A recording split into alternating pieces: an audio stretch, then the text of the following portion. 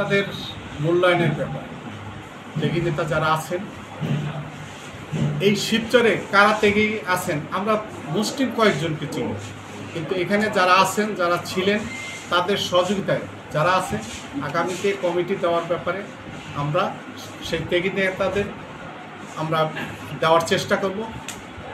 আর বিশেষ করে এমন হতে পারে আগামী এই শিবচরে যে কমিটিটা আমরা দেব কাউন্সিলের মাধ্যমে হয়তোবা আমরা দিতে পারি, এটা চিন্তা ভাবনা আছে।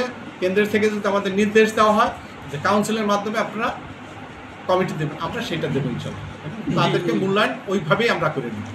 জি ভাই, এর সাথে আমি যদি আর একটু যোগ করি যে বিগত বছরগুলোতে আওয়ামী লীগ সরকার আমলে আমরা মূল দলের কিছু প্রোগ্রাম দেখতে পেয়েছি বিভিন্ন সময়, যে শ্রমিক দলের কোনো উৎসব বা কোনো প্রোগ্রাম আমরা কিন্তু একেবারেই চোখে দেখিনি। এখন কিন্তু আমাদের শ্রমিকের কিন্তু পদ পদবীর প্রার্থীর কোনো অভাব নেই। এই বিষয়টা আপনারা কীভাবে চিন্তা করেন? Thank you. আমি শিবচরের কথাটা একটু পরে আসি, মাদারীপুরের কথাটা বলি।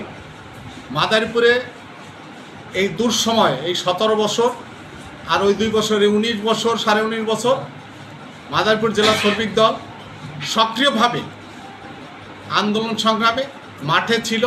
এটা প্রমাণ কেন্দ্রের যারা আছেন তারা কিন্তু আমাদের মূল্যায়ন করছে এবং ধন্যবাদ জানাইছে। বিশেষ করে শিমুল বিশ্বাস সে আন্তরিকভাবে ধন্যবাদ জানিয়েছে যে সারা বাংলাদেশের মধ্যে মাদারীপুরে এত সুন্দর শ্রমিক দল সংগঠিত, যে আন্দোলন সংগ্রামে বিএনপির যদি 50 জন হয়েছে, শ্রমিক দলের 60 জন হয়েছে, বিএনপির 20 জন হয়েছে, শ্রমিক দলের 30 জন হয়েছে। আর এই শিবচরে আপনারা জানেন যে মাদারীপুরে একটা জিনিস, মাদারীপুরে শাহজাহান খান এবং বাউদ্দিন নাসির এবং এই শিবচর আছে লিটন চৌধুরী, এদের এই অত্যাচারটা কি শুনবেন? অত্যাচার এই শিবচরে আমার জানা মতে শিবচরে বিএনপি কোনো কথা বলতে পারে নাই, কোনো একটা মিছিল দিতে পারে নাই, কোনো মাঠে যাইতে পারে নাই। এবং সে বলছে শিবচরে কোনো, আমি নিজে শুনেছি সে শিবচরে স্টেট বলছে শিবচরে কোনো বিএনপি থাকতে পারবে না।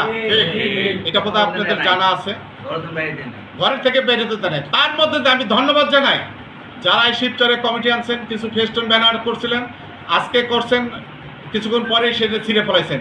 আপনারা দেখছেন সারা বাংলাদেশে বিএনপির কোনো লোক ফেস্টুন ব্যানার ছবি বা কোনো কথা বলতে পারে নাই।